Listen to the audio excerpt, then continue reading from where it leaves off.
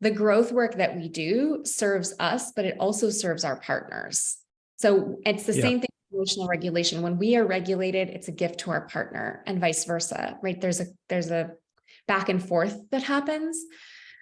And one of the things that occurred to me that I really want to make sure we cover, so let's do it next, is let's talk about attraction and physical hotness, because I hear from a lot of men, I really like her. We get along well. It feels good. I feel safe with her. Safe is an important one to me. I'm always tracking for that when I'm listening to clients talk about a relationship with someone, because emotional safety is foundational, right? And if you're not feeling emotionally safe, that's the biggest red flag there is to me.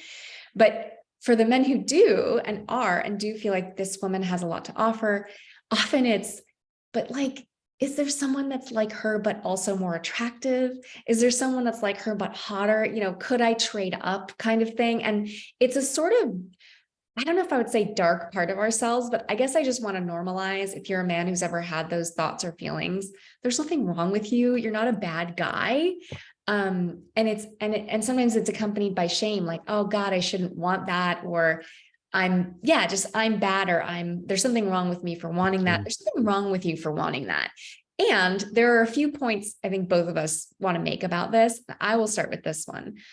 I have noticed a pretty direct correlation between watching porn and dissatisfaction with current relationship partner's hotness level. So, and this is over many men. This is not any one specific man, but this has been a pattern I've seen repeated a lot, which is when I watch porn, I'm less happy with my partner. And often I feel less connected to her sexually. So, and again, I think if you're listening to this and you have what you would call a porn habit, or maybe a porn addiction, or you're concerned about your porn consumption, I would encourage you to listen to the other episode that we did all about porn and porn addiction. Or I don't really like the word porn addiction. To me, it's more like you're using porn to regulate your nervous system. There's a reason that you're doing it. You're not a bad person. You're not a bad man. There's nothing wrong with you. I don't want all of that shame spiral to continue, because that doesn't help anybody.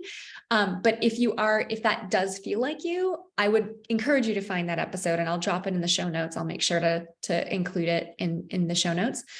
But where I'm going with that is there does seem to be a pattern of porn consumption and relationship unhappiness. And I'm wondering if you could share a little bit about that, if you've had experience with that, or just speak to the pattern